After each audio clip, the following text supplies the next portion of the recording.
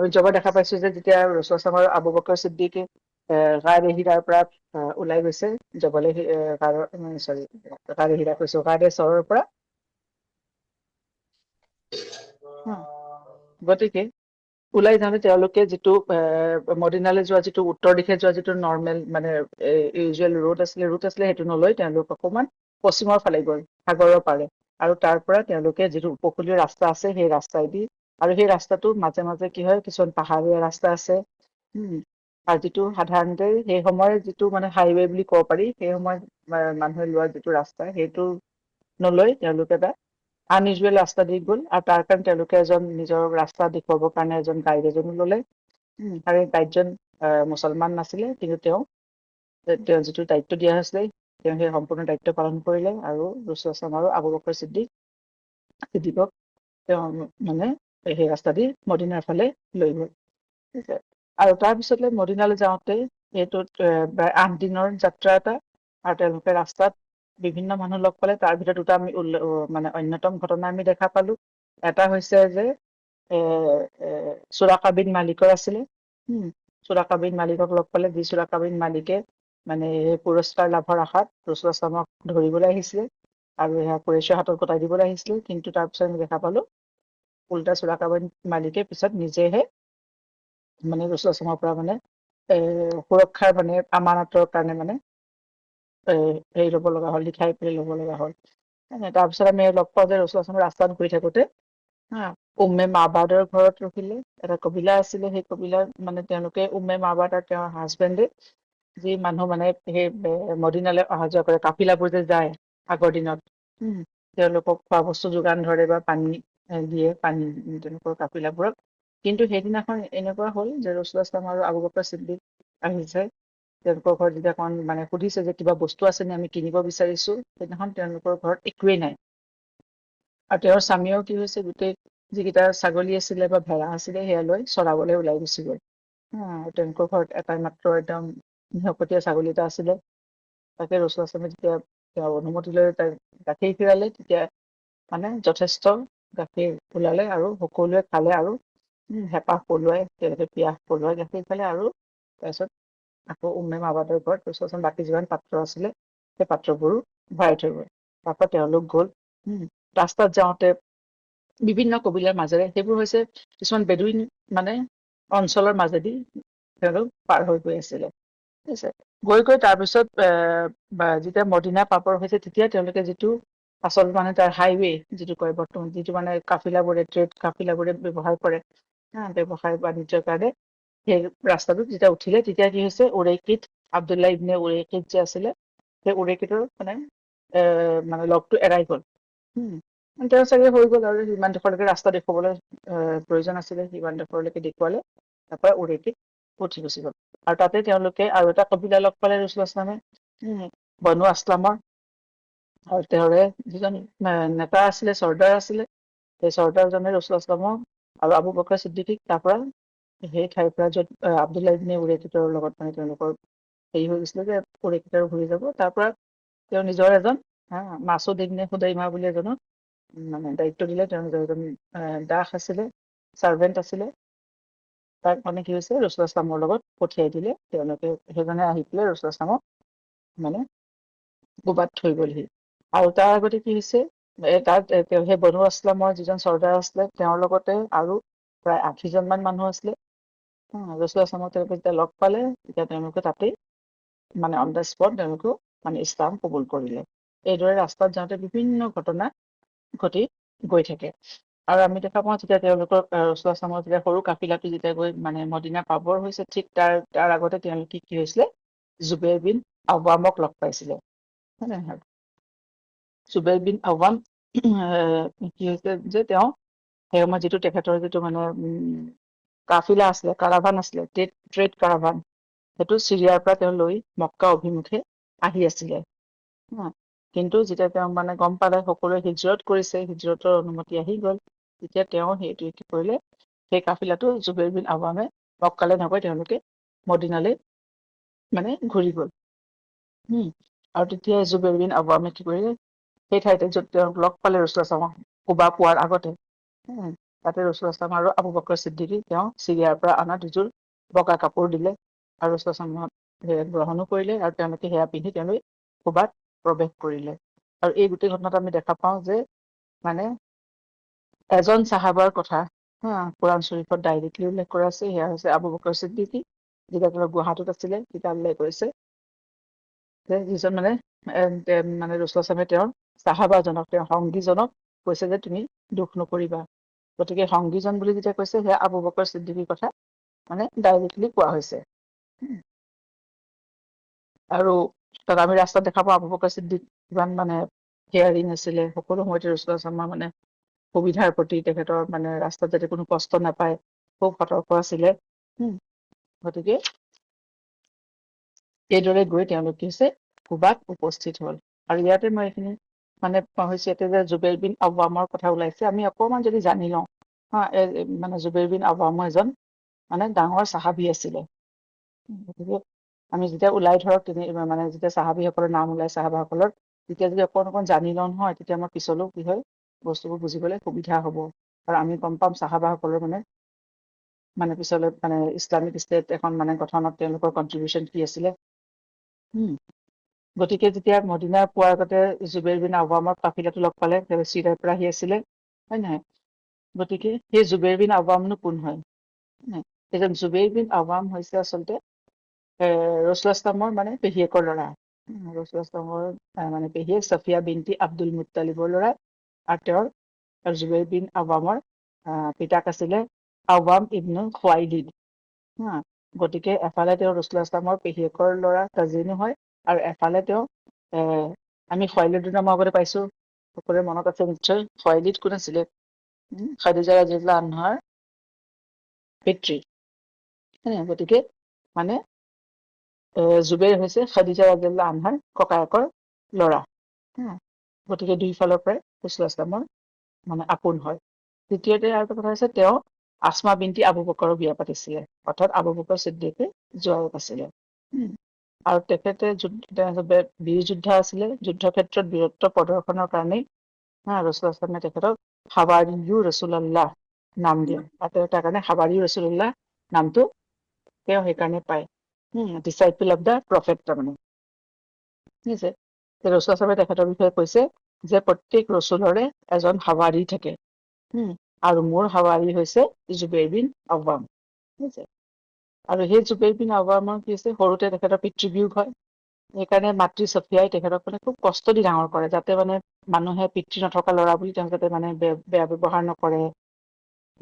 সেইকাৰণে তেওঁ যাতে খুব তেওঁ মানে ষ্ট্ৰং হয়, টাফ হৈ ডাঙৰ হয়, তাৰ কাৰণে মাকে মানুহক খুব মানে অলপ কষ্টত তুলিছিলে। আৰু সেয়ে তেওঁ পিছলৈ এজন বীৰ যোদ্ধা হিচাপে পৰিণত হ'ল। আৰু তেওঁ বদৰৰ যুদ্ধৰ পৰা আৰম্ভ কৰি তেওঁ মৃত্যুৰ আগলৈকে প্ৰত্যেকখন যুদ্ধতে তেওঁ অংশগ্ৰহণ কৰে। তেওঁ 16 বছৰ বয়সতে ইছলাম কবুল কৰে, আৰু তেওঁ আবিচিনিয়ালৈ যিটো প্ৰথম হিজৰত হৈছিলে, তেওঁ তালৈও হিজৰত কৰিছিলে আবিচিনিয়ালৈও, তাৰপিছত মদিনালৈও হিজৰত কৰি যায়। আৰু এতিয়া আমি দেখা পাইছো জুবেৰ বিন আৱামক তাতে ৰসুল ইছলাম আৰু আবু বকৰ ছিদ্দিকে লগ পায় ন। আমি যেতিয়া আগতে আমি পাইছো যেতিয়া ৰসুল ইছলাম মানে হিজৰত কৰি আহিবৰ সময়ত, তেতিয়া আসমা বিনতি আবু বকৰে তেখেতে খোৱা বস্তু লৈ আহে, হয় নহয়? আচলতে সেই সময়ত জুবেৰ বিন আৱাম মক্কাত উপস্থিত নাছিলে। সেইকাৰণে আসমা বিনতি আবু বকৰ তেওঁৰ ভায়েকৰ লগত আহিব লগা হয়। বা যিকি নহওক, এই জুবেৰ বিন আৱাম তেখেত হৈছে যে মানে তেখেত কমাণ্ডাৰ আছিলে, বদৰৰ যুদ্ধৰ কমাণ্ডাৰ আছিলে, মক্কাৰ যিটো কংকুৱেষ্ট অফ মক্কা আছিলে তাৰ তেওঁ কমাণ্ডাৰ আছিলে। আৰু তাৰপিছত যেতিয়া মুছলিম খিলাফতত ইছলামিক মানে মুছলিম খিলাফতে ৰাছিদিনৰ সময়ত তেখেতে যিটো কংকুৱেষ্ট অফ ইজিপ্ত হৈছে, ইজিপ্তলৈ যিটো মানে যুগ গৈছিলে, তাৰ তেখেত কমাণ্ডাৰ আছিলে। তাৰপিছত তেখেত হৈছে মানে হাদিছৰ যিটো মানে কোৱা হয় যে ফাৰ্ষ্ট চেইন নেৰেটৰ অফ হাদিছ, অৰ্থাৎ চানাদৰ মানে প্ৰথম যিটো মানে হেৰি বুলি কয়, কি ক'ম, চেইন বুলি কয়। তেখেতৰ পৰা মানে ডাইৰেক্ট আমি হাদিছ পাওঁ জুবেৰ বিন আৱামৰ পৰা। আৰু তেখেত ৰাছিদিনে খিলাফতৰ মানে খালিফাই ৰাছিদিনৰ তেখেত মুফতিও আছিলে। মজলিছে শুৰা, যিখন শুৰা কাউন্সিল, তাত মানে ষ্টেটৰ যিখন এডভাইজৰী কাউন্সিল তাৰো মেম্বাৰ আছিলে। আৰু তেখেত এজন খুব ভাল ব্যৱসায়ীও আছিলে। তেওঁ যেতিয়া মানে চিৰিয়াৰ পৰা আহি আছিলে, তেওঁ যেতিয়া শুনিলে যে মানে মক্কাৰ পৰা হিজৰত কৰিবলৈ অনুমতি দিছে, তেওঁৰ লগে লগে কি কৰিছে, তেওঁ মদিনাৰ ফালে নিজৰ গোটেই কাৰাভানটো লৈ গ'ল। আৰু তেওঁ যিহেতু আৰ্লি কনভাৰ্ট আছিলে, একদম আৰম্ভণিতে ইছলাম কবুল কৰা, গতিকে তেখেতকো মানে এইটো দায়িত্ব দিয়া হৈছিলে, মানে বাকী হুফাজসকলৰ লগত। হুফাজ মানে হৈছে হাফিজে কুৰাণ, যেনে Abu Bakr Siddique, Abdur Rahman bin Auf, Talha bin Ubaidullah, Saad bin Abi Waqqas, তেখেতসকলকো মানে তেখেতসকলৰ দায়িত্ব আছিলে, যেতিয়া ৰাসূলুল্লাহ কোৰাণ নাজিল হয়, ৰাসূলুল্লাহ যেতিয়া শুনোৱাই, পঢ়ি শুনাই, তেওঁলোকক শিকাই, তেওঁলোকৰ দায়িত্ব আছে তেওঁলোকে হিফজ কৰিও যায়। মানে যিটো হিফজ কৰাৰ যিটো দায়িত্ব তেওঁলোকক দিয়া হৈছে, তাৰ লগতে জুবেৰ বিন আৱামো এজন আছিলে, ঠিক আছে, আলী বিন আবি তালিবো আছিলে। আৰু বৰ্তমান তেখেত ইমান মানে যিটো তেখেতৰ যিখিনি মানে ধৰক ফতৱা আছিলে বা হেৰি আছে, আজিৰ যুগৰ চৌদি আৰবৰ চৌদি গভৰ্ণমেণ্টৰ যিখন ইফতা কমিটি আছে, পাৰ্মানেণ্ট কমিটি ফৰ স্কলাৰলি ৰিচাৰ্চ, তাৰ সিহঁতে কি কৰে, জুবেৰ বিন আৱামৰ মানে যিখিনি প্ৰেক্টিচ আছিলে, তেখেতৰ যিখিনি মানে ফতৱা আছিলে, তাক সেয়া চ'ৰ্চ হিচাপে সিহঁতি ব্যৱহাৰ কৰে। মানে অৰ্থাৎ সিহঁতৰ যিখিনি লিগেল হেৰি আছে, তাৰ বেছিখিনি সিহঁতি মানে জুবেৰ বিন আৱামৰ প্ৰেক্টিচৰ মানে হেৰি পৰাই লয়, হাদিছৰ পৰাই লয়, তেওঁৰ কাম কাজৰ পৰাই লয়। আৰু যেনে ধৰণৰ ধৰক এখন গভৰ্ণমেণ্টৰ আণ্ডাৰত কিবা মানে শত্ৰু দেশৰ যিবোৰ স্পাই কৰা, বা মানে ক্ৰিমিনেল বিহেভিয়াৰ, এইবোৰৰ মানে ইলিগেল কণ্ডাক্ট, এইবোৰৰ ওপৰত যিখিনি জুবেৰ বিন আৱামৰ যিখিনি প্ৰেক্টিচ আছিলে, সেইখিনি বৰ্তমান মানে চৌদি গভৰ্ণমেণ্টে সেইখিনি ইমপ্লিমেণ্ট কৰিছে বা এডপ্ট কৰিছে। গতিকে আমি দেখা পাওঁ মানে সেইদৰে মানে দেখা পাওঁ যে প্ৰত্যেকজন চাহাবাই, পিছত মানে একোজন নিজেই একোজন মানে এখন ডাঙৰ ইনষ্টিটিউচন আছিলে এজন এজন চাহাবা। মানে মানে এয়া আছিল ৰাসূলুল্লাহৰ শিক্ষা, হয় নাই? ৰাসূলুল্লাহৰ শিক্ষাটো মানে অকল থিয়ৰিটিকেলি নহয়, প্ৰেক্টিকেল শিক্ষা। ৰাসূলুল্লাহৰ শিক্ষা লাভ কৰি পিছত এখন ইছলামিক ষ্টেট গঠনত চাহাবাসকলে যিটো ভূমিকা মানে ললে, সেই অতুলনীয়। মানে ইমান তেওঁলোকে সকলো ফালে, সেই সময়তো আৰবত একোৱেই নাছিলে। তেওঁলোকৰ কোনো এটা এডমিনিষ্ট্ৰেশ্যন নাছিলে, এখন ষ্টেট নাছিলে, কোনো ৰুলছ এণ্ড ৰেগুলেশ্যনছ নাছিলে। এই সকলোবোৰ ৰাসূলুল্লাহৰ শিক্ষাৰ ফলত কি হৈছে, চাহাবাসকলে ললে, আৰু তেওঁলোকে এখন আইডিয়েল ষ্টেট গঠন কৰি মানে পৃথিৱীত এটা নিদৰ্শন ৰাখি থৈ গ'ল পৃথিৱীত। গতিকে তাৰ ভিতৰত জুবেৰ বিন আৱামো এজন মানে চাহাবা। মানে তেখেতসকল নিজে নিজে একোজন ডাঙৰ মানে ইনষ্টিটিউচন। আৰু জুবেৰ বিন আৱাম হৈছে যিসকল আমি বিখ্যাত আশাৰাতুল মুবাশ্বাৰুনা বিল জান্নাহ বুলি কয়, অৰ্থাৎ আশাৰাই মুবাশ্বিৰা। আপোনালোকে শুনিছে চাগে, জান্নাতত মানে দুনিয়াতে জীৱিত অৱস্থাতে যি জান্নাতৰ সুখবৰ পালে 10জন, তাৰ ভিতৰো এজন অন্যতম।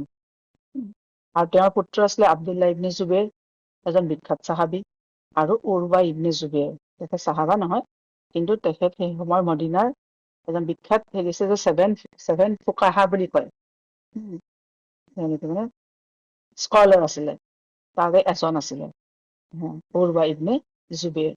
আৰু আব্দুল্লাহ ইবনে জুবেৰ, জুবেৰ বিন আৱামৰ দুজন পুত্ৰ। গতিকে হৈছে জুবেৰ বিন আৱাম, বা যি কি নহয় তেওঁলোকক লগ পালে। এতিয়া কি হৈছে, আৰু বনু আছলামৰ পৰা যিজন গাইড দিছিলে মাছুদ ইবনে হুনাইৰা, তেওঁলোকৰ লগ লাগি কি হৈছে, ৰাসূলুল্লাহৰ আল আৰজৰ পৰা তানিয়াতুল ৰিম উপত্যকা, এইবোৰ সকলোবোৰ ক্ৰছ কৰি কি হৈছে, তেওঁলোক কুবাত উপস্থিত হল। আৰু সেই দিনটো আছিলে সোমবাৰ, মানে 8 ৰবিউল আউৱাল। তেওঁলোক 1 তাৰিখে তেওঁৰ পৰা যাত্ৰা কৰিছিলে ন, আৰু 8 তাৰিখে আহি তেওঁলোক কুবাত উপস্থিত হয়। কুবাখন হৈছে আচলতে মক্কাৰ পৰা মদিনালৈ যোৱা ৰাস্তাত কুবা পৰে। প্ৰথমে কুবা, তাৰপিছত কুবা ক্ৰছ কৰি মদিনা পায়গে। গতিকে প্ৰথমতে ৰাসূলুল্লাহে ঠিক কৰিলে যে, সিদ্ধান্ত ললে যে তেওঁ মদিনালৈ যোৱাৰ আগতে কুবাত তেওঁ ৰখিব। কিয়?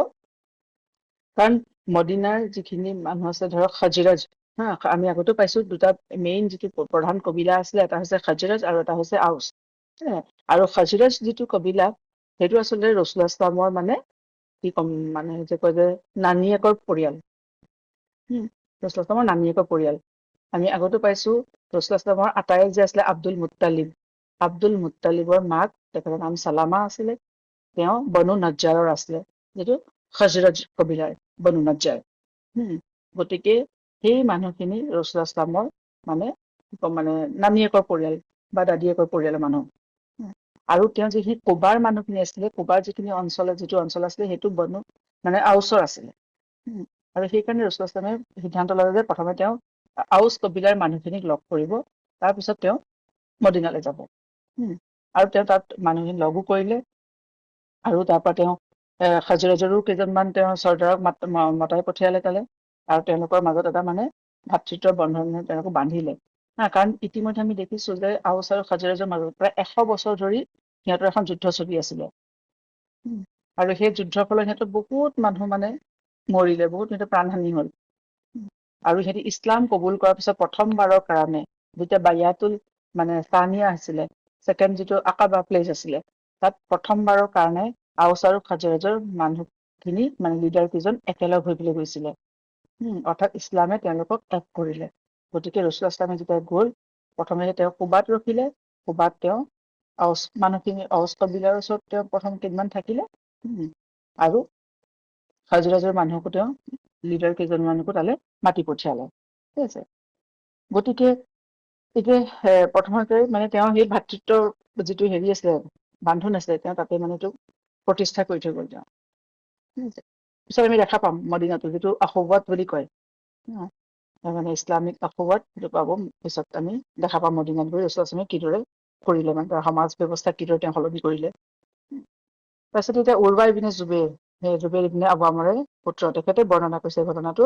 যেতিয়া মদিনাৰ মানুহখিনিয়ে মুছলমানসকলে নবী সাল্লাল্লাহু আলাইহি ওয়াসাল্লামে মক্কাৰ পৰা যাত্ৰা আৰম্ভ কৰিছে বুলি খবৰটো পালে, তেওঁলোকে কি কৰে, প্ৰত্যেক দিনাই তেওঁলোকে ৰাতিপুৱাই তেওঁলোক মানে মদিনাৰ পৰা আগবাঢ়ি আহে। হাৰ্ৰা বুলি ঠাই আছে, হাৰ্ৰা মানে হৈছে হাৰ্ৰা অঞ্চললৈ গৈ তেওঁ ৰাস্তাৰ পিনে মানে মৰুভূমিৰ পিনে চাই থাকে, ৰাস্তাৰ ফালে চাই থাকে যে ৰসুল আহিব।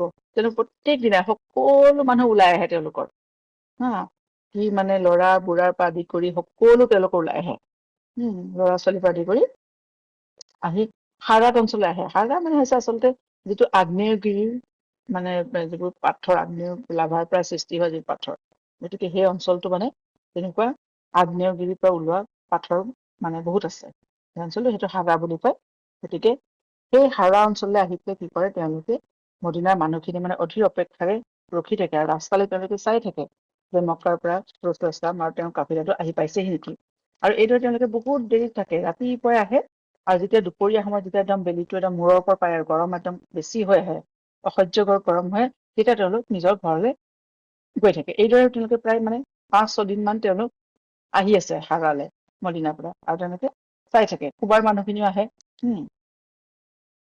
যিদিনাখন ৰসুল ইছলাম আৰু আবু বকৰ চিদ্দিক আহি পাইছে, তেওঁলোকে তাৰ আগতে কি হৈছিলে, তেওঁলোকে মানে ওচবা বুলি এখন ঠাইত, কুবা পোৱাৰ আগতে তাৰ এখন ঠাইত তেওঁলোক অলপ ৰখিছিলে। তাৰ এখন মানে খজুৰৰ বাগিচা আছিলে, তাত এটা কুঁৱা আছিলে, সেই কুঁৱা পানী খাইছিলে ৰসুল ইছলামে, তাত অজু কৰিলে, তাত নামাজো পঢ়িলে, আৰু তাৰপিছতে তেওঁলোকে কুবালে ৰাওনা হল। আৰু সেইকাৰণে কুবা আহি পাওঁতে অলপ দুপৰীয়া হল, মানে তেতিয়া গৰম হৈছে, আৰু সেই সময়ত সাধাৰণতে আৰববোৰে কি কৰে, সিহঁতি মৰুভূমিত সিহঁতি ওলাই নাহে, আচলতে খুব বেছি গৰম হয়, সিহঁতি নিজৰ ঘৰৰ ভিতৰত থাকে, আৰু সিহঁতি ইমানতে মানে আচলতে সিহঁতি কাইলুলা কৰে, যিটো দুপৰীয়া যে নেপ বুলি কয় মানুহবোৰে, তেওঁলোকে কাইলুলা কৰে। সেইটো মৰুভূমিৰ মানুহৰ মানে এটা নিয়মে। তেওঁলোকে আকৌ ঘূৰি গল, মানে ইমান গৰমত আৰু গৰমটো সহ্য কৰিব নোৱাৰি। এইটো কাৰণে 4-5 দিনৰ পিছত যিদিনাখন ৰসুল ইছলাম আহি পাইছে, তেতিয়া আকৌ সেইদিনাখন কি হৈছে, সেই সময়ত কোনো মানুহ নাই, সিহঁতি অলৰেডি মানুহখিনি আহি অপেক্ষা কৰি ঘূৰি গল। তেতিয়া আকৌ সিহঁতৰ এটা মানে ইহুদী এজন আছিলে, সেই ইহুদীজনে আকৌ কিবা হৈছে যে নিজৰ মানে সেই দুৰ্গৰ ওপৰত উঠি চাদত উঠি কিবা বিচাৰি আছিলে।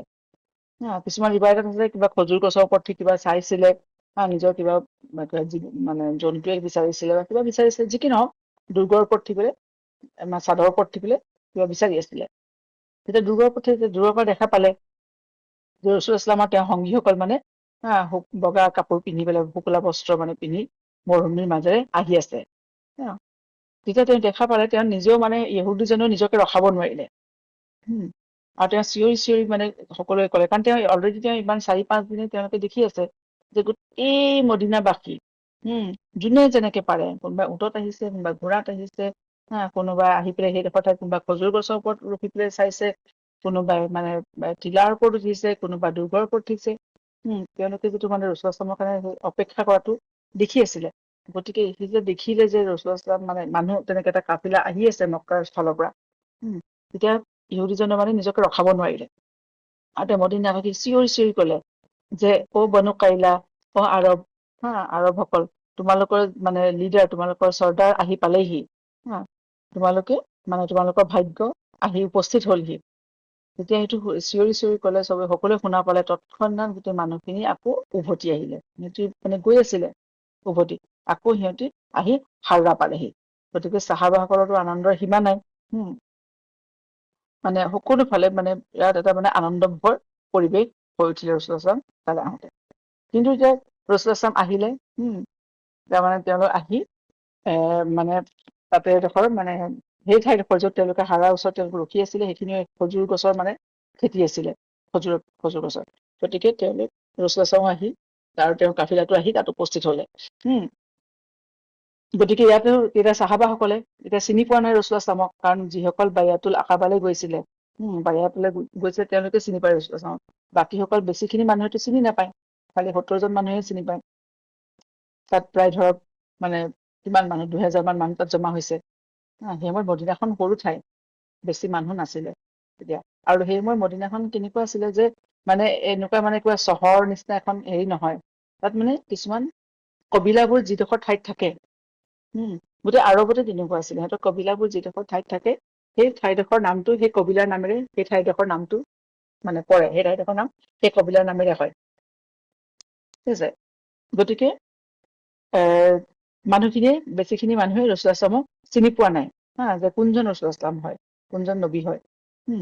তাৰপিছত তেতিয়া ৰসুলাম আহি পেলাই প্ৰথমতে গছৰ তলত বহিলে। পিছতে যেতিয়া বেলিটো অকণ ইফালে গল, ৰসুলামৰ গাৰ পৰা যেতিয়া ছাঁ তৰি গল, ৰ'দ পৰিলে, তেতিয়া আবু বকৰ ছিদ্দিকে কি কৰিলে, তেওঁ উঠি ৰসুলামক এখন নিজৰ চাদৰ এখনেৰে ৰসুলামক ছাঁ কৰিবলৈ ধৰিলে। তেতিয়া মানুহখিনিয়ে চিনি পালে যে এইজন নবী সাল্লাল্লাহু আলাইহি ওয়াসাল্লাম হয়। গতিকে সেই খজুৰ গছৰ মানে যিখন মানে ছাঁহত ৰসুলামে তাত জিৰণি লৈছিলে, তাতে তেওঁ অলপ দেৰি ৰখিছিলে। তাত এটা কুঁৱা আছিলে, যিটোৰ নাম হৈছে বিৰুল আজক, তাৰ পানী খালে।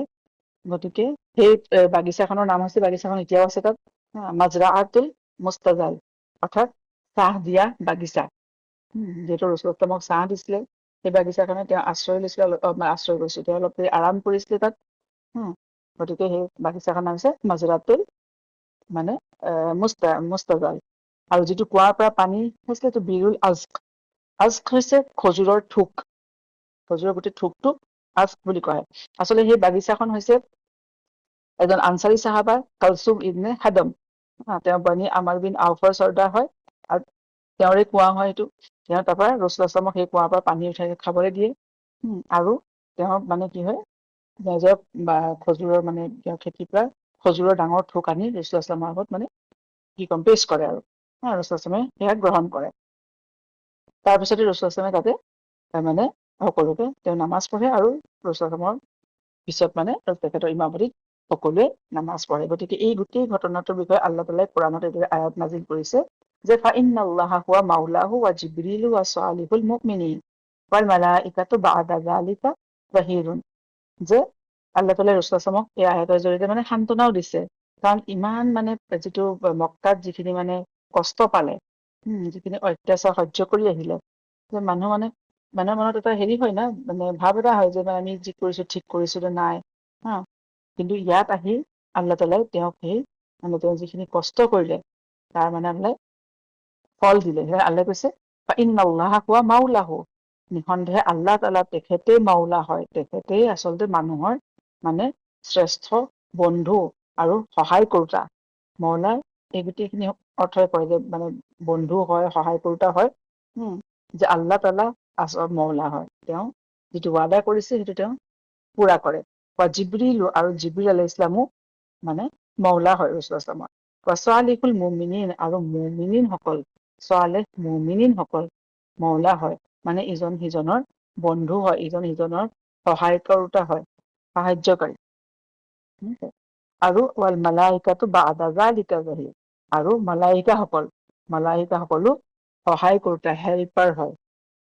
গতিকে আল্লাহ তাআলাই এইদৰে আয়াত নাজিল কৰি ৰসুলামক মানে ইতমিনান দিছিলে, মনত শান্তি দিছিলে।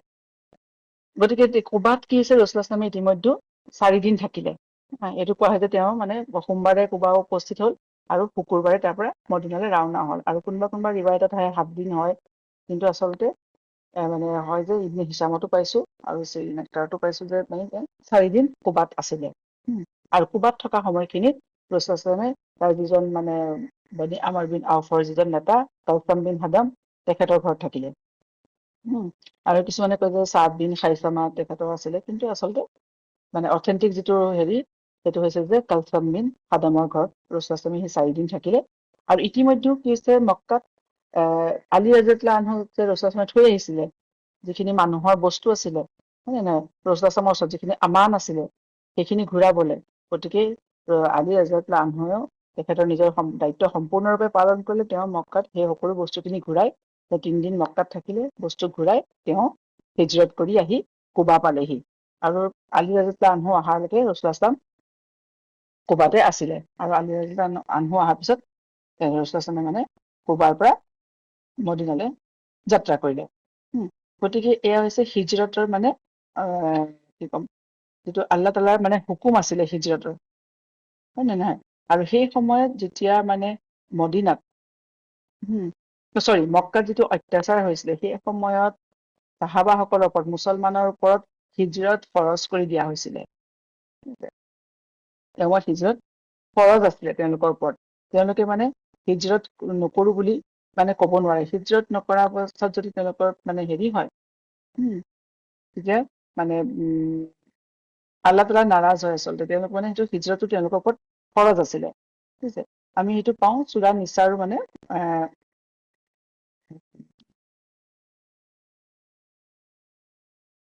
97 নম্বৰ আয়াতত, যে ইন্নাল্লাযীনা তাৱাফাহুমুল মালাইকাতু যালিমি আনফুছিহিম ক্বালু ফীমা কুনতুম। সূৰা নিছাৰ 97 নম্বৰ আয়াত 97। যেতিয়া ফিৰিস্তাসকলে সিহঁতৰ মানে ৰুহবোৰ লৈ যায়, সিহঁতক সোধে যে তোমালোকে কিয় ইয়াত থাকিলা, কিহে তোমালোকক বাধ্য কৰিলে ইয়াত থাকিবলৈ। তেতিয়া সিহঁতি কয় যে আমিতো মানে কালু কুন্না মুস্তাদআফিনা ফিল আৰদি, যে আমি খুব কমজোৰ আছিলো, আমি খুব উইক আছিলো, আমি মানে আমাৰ কোনো সামৰ্থ্য নাছিলে ইয়াৰ পৰা বাহিৰ ওলাই যোৱাৰ। মানুহবোৰে ইমান অত্যাচাৰ কৰিছিলে, আমাৰ ওচৰত কোনো মানে আহিলা নাই, সামৰ্থ্য নাই, গতিকে আমি সেইকাৰণে থাকিবলৈ বাধ্য হলো। যে কালু, সিহঁতি ফিৰিস্তাসকলে কয় আলাম তাকুন আৰদুল্লাহি ৱাছিআন ফাতুহাজিৰু ফিহা, যে আল্লাহৰ পৃথিৱীখন, আল্লাহৰ মাটি বিশাল নহয়নে, ৱাছি নহয়নে, ৱাছে নহয়নে, য'ত তোমালোকে মানে যাব পাৰা, নিজৰ দিন বচাব পাৰা। উলাইকা মাৱাহুম জাহান্নাম, গতিকে সিহঁতৰ কাৰণে আছে জাহান্নাম। ৱাছাআত মাছিৰ, আৰু এয়াকো অত্যন্ত বেয়া ঠাই, ঘূৰি অহাৰ অত্যন্ত বেয়া ঠাই। আচলতে কথা হৈছে সেই সময়ত কি হৈছিলে, মানে পিছত এইটো অকমান মানে হেৰি হল, পিছত সেই হিজৰতৰ হেৰিটো নাইকিয়া হল যেতিয়া মক্কা ফাতাহাৰ পিছত। তাৰ আগতে হিজৰত বাধ্যতামূলক আছিলে, ফৰজ আছিলে, তেওঁলোকৰ ওপৰত ফৰজ আছিলে এইটো। কিহৰ কাৰণে, যে সেই সময়ত বহুত মানুহ মক্কাত এনেকুৱা আছিলে, তেওঁলোকে মনে মনে ইছলাম কবুল কৰিছিলে, কিন্তু তেওঁলোকৰ সাহস নাছিলে মানুহৰ আগত প্ৰকাশ কৰিবলৈ, কাৰণ তেওঁলোকে দেখিছে ইমান অত্যাচাৰ হয়, ইমান এট্ৰচিটিজ হয়। তেওঁলোকে নিজৰ মাজত গোপন কৰি ৰাখিছিলে। দ্বিতীয়তে কিছুমান মানুহ এনেকুৱা আছে যে আল্লাহ তাআলাই হিজৰতৰ যেতিয়া হুকুম দিলে, তেতিয়া কি হয় যে আমি সকলো বস্তু এৰি থৈ যাব লাগিব। কাৰণ হিজৰতৰ সেই সময়ত কণ্ডিশ্যনটো আছে যে সকলো বস্তু তেওঁলোকে মানে এৰি থৈ যোৱাৰ পিছত আৰু ক্লেইম কৰিব নোৱাৰে। নিজৰ সকলো সা সম্পত্তি, চব বস্তু, সকলো বস্তু এৰি থৈ যাব লাগিব। গতিকে সেইটো কাৰণেও তেওঁলোকে মানে সাহস কৰিব নোৱাৰিলে বহুতখিনিয়ে। আৰু সেইকাৰণে বহুতে কি কৰিলে, নিজৰ মানে ইমানটো শ্ব' নকৰিলে, প্ৰকাশ্য নকৰিলে, গোপনে ৰাখিলে। ফলত কি হ'ল, যেতিয়া বদৰৰ যুদ্ধৰ সময়, বদৰৰ যুদ্ধত যেতিয়া মানে কুফাৰবোৰে যেতিয়া সদল বলে সিহঁতি গৈছে, সিহঁতি প্ৰত্যেক মানুহক, মক্কাৰ প্ৰত্যেক মানুহকে সিহঁতি বাধ্য কৰিছিলে মুছলমানৰ বিৰুদ্ধে যুদ্ধ কৰিবলৈ। গতিকে ইহঁতি ইতিমধ্যে কি কৰিছে, এই মানুহখিনি যেতিয়া নিজৰ ইমান লুকুৱাই ৰাখিছিলে, ভয়তে হওক বা নিজৰ মানে এৰি থৈ নোযোৱাৰ হেৰিতে হওক, মানে ওজৰতে হওক, যেতিয়া সিহঁতি ইমান লুকুৱাই ৰাখিছিলে, গতিকে সিহঁতি মানে কুফাৰবোৰৰ লগ দিবলৈ সিহঁতি বাধ্য হল। আৰু সিহঁতি মানে অনিচ্ছা স্বত্বেও মুছলমানৰ বিৰুদ্ধে সিহঁতি তৰোৱাল উঠাবলৈ বাধ্য হল। গতিকে তেনেকুৱা অৱস্থাত যদি এনেকুৱা যিজন মুছলমান ধৰক কুফাৰৰ হৈ পেলাই যুদ্ধ কৰিছে, নিজৰ ইমান শ্ব' কৰা, তেতিয়া এই আয়াত নাজিল হৈছে, যেতিয়া তেওঁলোকৰ যেতিয়া ৰুহ, তেওঁলোকৰ যে সেই যুদ্ধত তেওঁলোকৰ যেতিয়া মৃত্যু হয়, ফিৰিস্তাসকলে মানে কবজ কৰিবলৈ আহে যে তোমালোকৰ এনেকুৱা কি সমস্যা হৈছিলে, এনেকুৱা কি বিপদ হৈছিলে যে তোমালোকে মানে হিজৰত কিয় নকৰিলা। গতিকে সেই সময়ত হিজৰত কৰাটো বাধ্যতামূলক আছিলে সকলোৰে ওপৰত। যেনেকে নামাজ ফৰজ, হিজৰত ফৰজ আছিলে। হিজৰত নকৰিলে গুনাহ হ'ব। কিন্তু মক্কা ফতহৰ পিছত কোনো হিজৰত নাই। ৰাসূলুল্লাহ সাল্লাল্লাহু আলাইহি কৈছে লা হিজৰতা বা'দাল ফাতহি। ফতহৰ পিছত আৰু কোনো হিজৰত নাই। কিয়? তাৰপিছত কি হিজৰতৰ কোনো স্বভাৱেই নাই নি? আচলতে হৈছে যে যেতিয়া মক্কা যেতিয়া ফতহ হ'ল, তেতিয়া মক্কাখনে দাৰুল ইছলাম হৈ পৰিলে, হয় নে নাই? ইছলামৰ কেন্দ্ৰবিন্দু। গতিকে তাত মানুহে এতিয়া স্বাধীনভাৱে নিজৰ দিন মানে তেওঁলোকে দিনৰ কাম কাজবোৰ কৰিব পাৰে, নিজৰ দিন মানে মানুহৰ আগত প্ৰকাশ কৰিব পাৰে। গতিকে তেওঁলোকে দিনৰ কাৰণে তেওঁলোকক কোনো অত্যাচাৰ কৰা নহয়। গতিকে এতিয়াও তেওঁলোকে যদি মক্কাৰ পৰা মদিনালৈ যায়, তেওঁলোকে দিনৰ কাৰণে বা মানে দিনৰ খাতিৰত নাযায়, আল্লাহৰ খাতিৰত নাযায়। কিবা তেওঁলোকৰ মক্কা মদিনাত থাকিব মন গৈছে বা ব্যৱসায় কৰিব মন গৈছে, তেনেকুৱা সূত্ৰে যাব। কাৰণ মক্কাত যি নিজৰ দিন আৰামত পালন কৰিব পাৰে, মদিনাটো সেই একেটাই। গতিকে সেই হিজৰতৰ যিটো স্বভাৱ আছিলে, সেইটো তাৰ পিছত আৰু মক্কা ফতহৰ পিছত আৰু সেই স্বভাৱটো কোনো নাপায়। ঠিক আছে? আৰু সেইকাৰণে তাৰপিছত এইটো বস্তুটো ফৰজো নাইকিয়া হৈ গ'ল।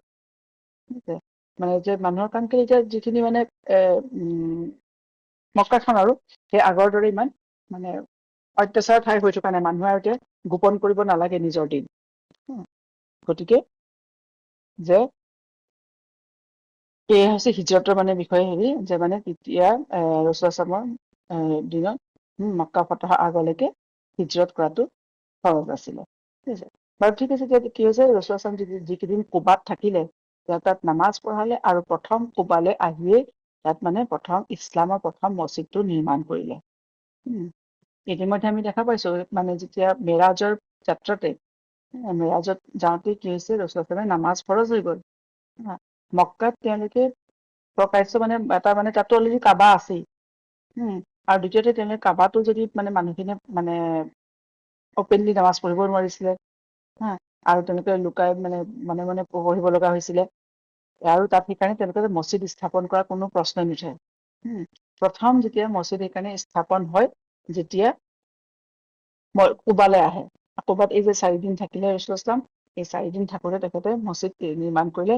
আমি আজিও যেতিয়া মানে হাজীসকল যায়, কুবাৰ সেই মছজিদলৈ যায়। আৰু এইটো কোৱা হয় যে তাত যদি 2 ৰাকাত নৱাফিলো পঢ়ে বা যিকোনো ৱক্তৰ ফৰজ নামাজো পঢ়ে, 1 ৱক্তৰ নামাজ পঢ়িলেও তাত এটা উমৰাহৰ সমান স্বভাৱ পোৱা যায়। ঠিক আছে? গতিকে মছজিদে কুবা প্ৰথম মানে ইছলামৰ প্ৰথম মছজিদ। কাবা হৈছে এইটো প্ৰথম আল্লাহ তাআলাৰ ইবাদত গৃহ পৃথিৱীত, আৰু এই জমিন বুলি যে কয়, পৃথিৱীৰ প্ৰথম ইবাদত গৃহ। আৰু ইছলামৰ যিটো প্ৰথম মছজিদ, সেয়া হৈছে কুবাত স্থাপন হয়। আৰু এই মছজিদটোৰ বিষয়ে আল্লাহ তাআলাই সূৰা তৌবাত কৈছে যে লা তাকুমা ফিহি আবাদান লা মছজিদু উচ্চিছা আলাত তাকৱা মিন আউৱালি ইয়াউমিন আহাক্কু আন তাকুমা ফিহি ৰিজালুন ইউহিব্বুনা আইয়াতাতাহহাৰুনা ওয়াল্লাহু ইউহিব্বুল মুতাহহিৰিন। আৰু এই আয়াতত আল্লাহ তাআলা একটো মছজিদে কুবাৰো মানে হেৰি কৰিছে, আৰু কুবাবাসীৰ আল্লাহ তাআলা ইয়াত প্ৰশংসা কৰিছে এই আয়াতত, যে লা তাকুমু ফিহা আবাদান। মানে এই ঘটনাটো হৈছে, এই আয়াতটো আচলতে নাজিল হৈছে যেতিয়া তাবুকৰ পৰা মানে আহি আছিলে। যে তাবুকৰ পৰা যেতিয়া মানে চাহাবাসকল ৰাসূলুল্লাহ যেতিয়া ঘূৰি আহি আছিলে, তেতিয়া কি হৈছে, মুনাফিকিনবোৰে এটা মছজিদ নিৰ্মাণ কৰিছিলে। আৰু সেইটো আচলতে সিহঁতি আল্লাহ তাআলাৰ ইবাদতৰ কাৰণে মছজিদ নিৰ্মাণ কৰা নাছিলে।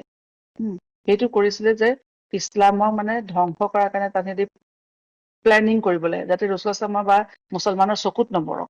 সিহঁতি যে লগ হ'ব, তেতিয়া সিহঁতি ষড়যন্ত্ৰ ৰচনা কৰিব, যাতে সেইবোৰ হেৰি নহওক।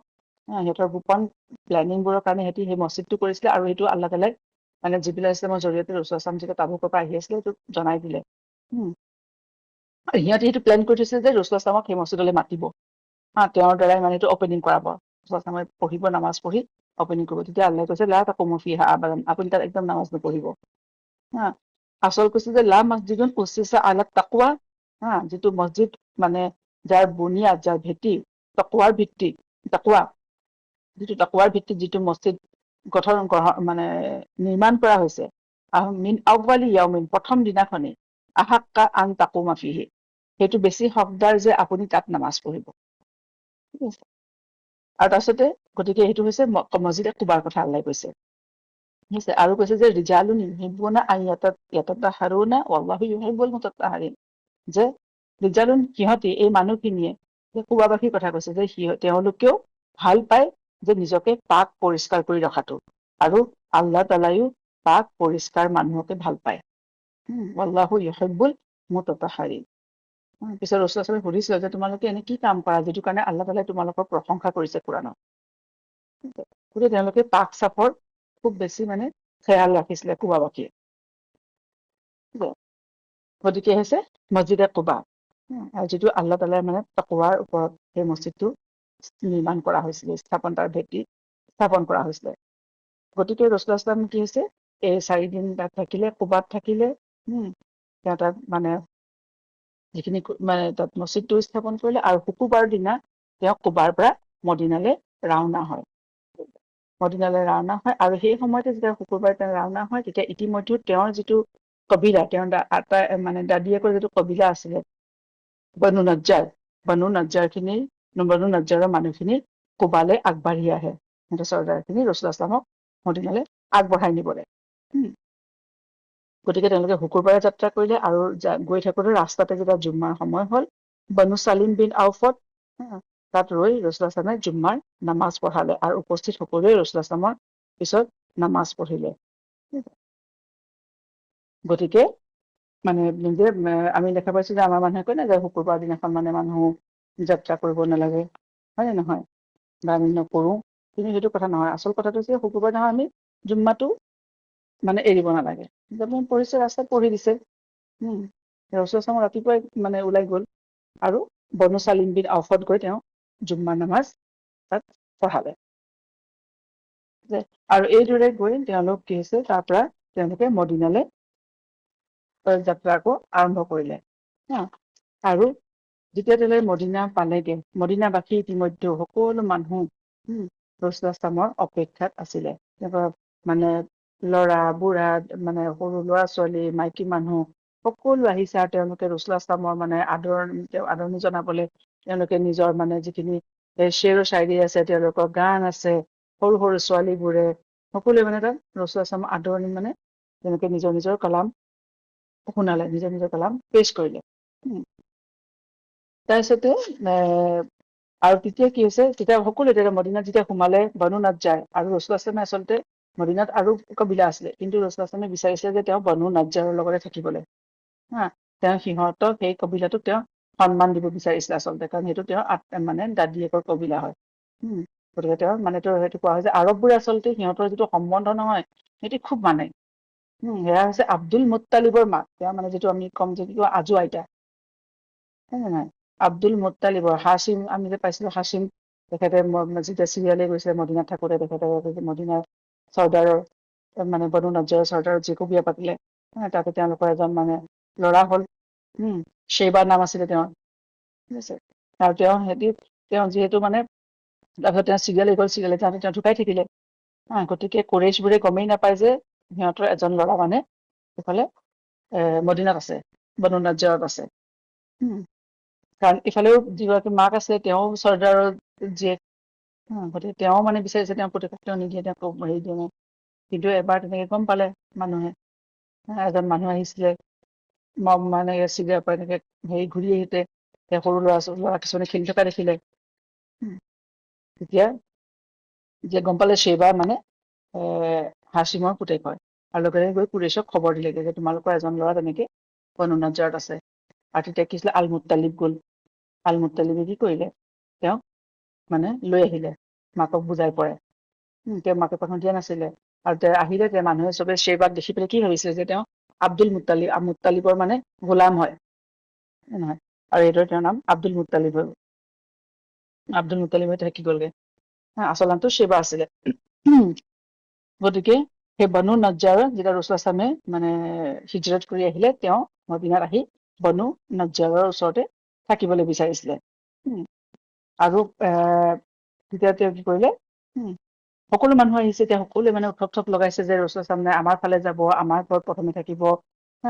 তেতিয়া ৰসুলাচামা মানে ক'লে যে আৰু উটটো মানে ৰসুলাচামা উটটো চবেই টনাটনি কৰিছে, যে নাই ৰসুলাচামা আমাৰ কবিলাৰ ফালে বলক, কোনোবাই কৈছে আমাৰ কবিলাৰ ফালে বলক।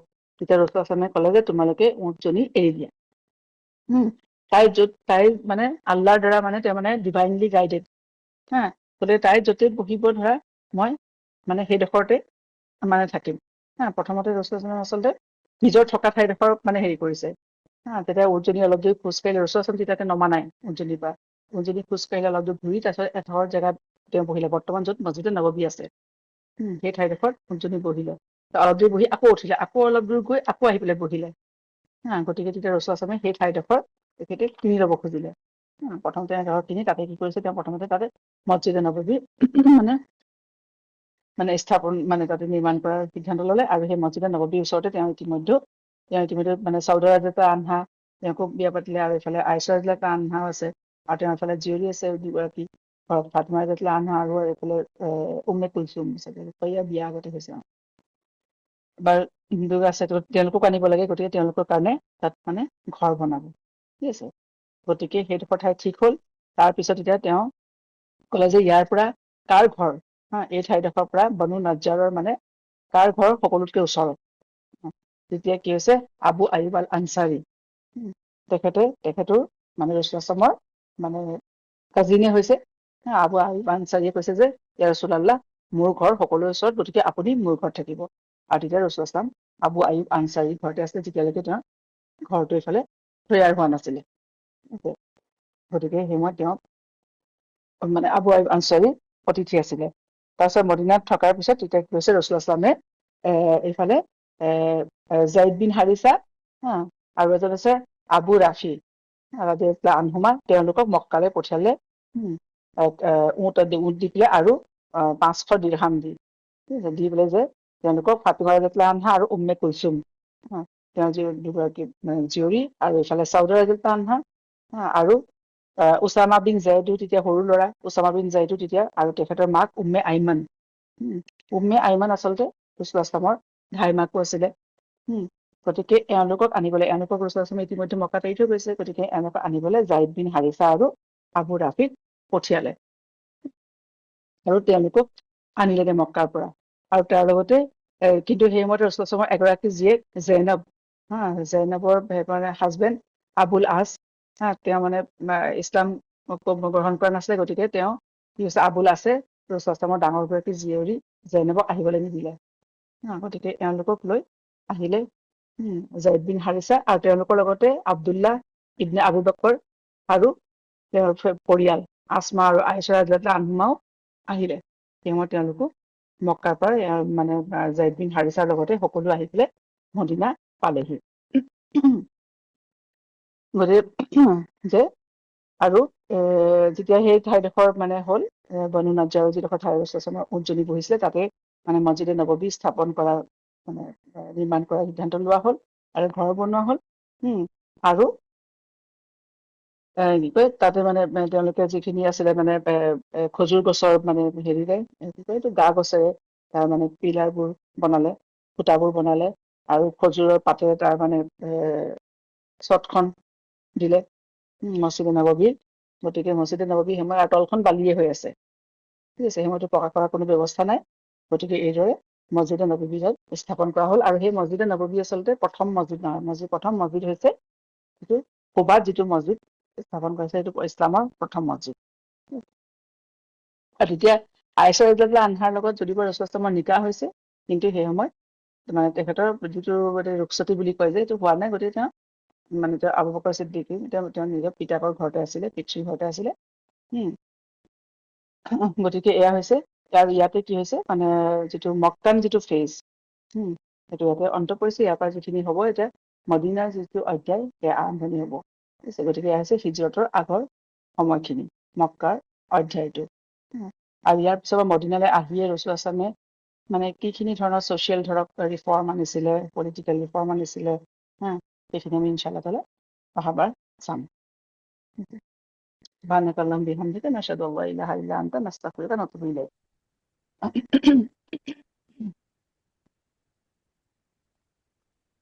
ইয়াৰ পিছৰ যিখিনি কাম আছে আচলতে মানে যিখিনি কাম ৰসুলামে ধৰক কৰিলে সেইখিনি বেছি আমি জানিব লাগিব। আচ্ছা হা, এইখিনিতে মই এটা কথা কৈ থওঁ, মানে পাহৰি গলো, যিটো মদিনাৰ যিখিনি মানে ফজিলত বুলি কয়, ভাৰ্চুজ অফ মদিনা, সেই বিষয়ে আমি অকণমান কেইটামান সদস্য বা অকণমান চাই থওঁ, মই কৈ থৈছো এইখিনিতে।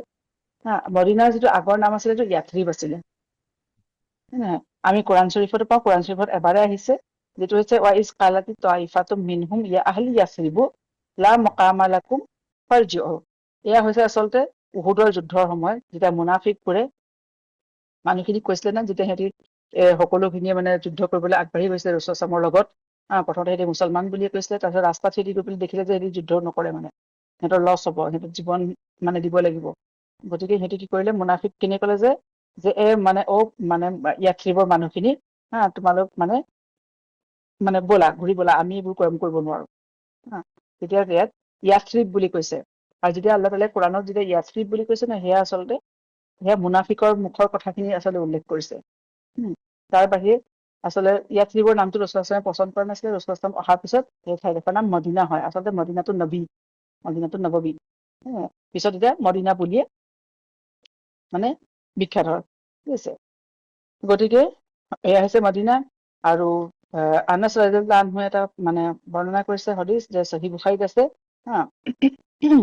যে মদিনাখন, যে আল্লাহ ৰসুলামে কৈছে আল মদিনাটো হাৰাম, মদিনাখন হাৰাম হয়, হাৰাম চেঞ্চুৰী, হয় নে নাই?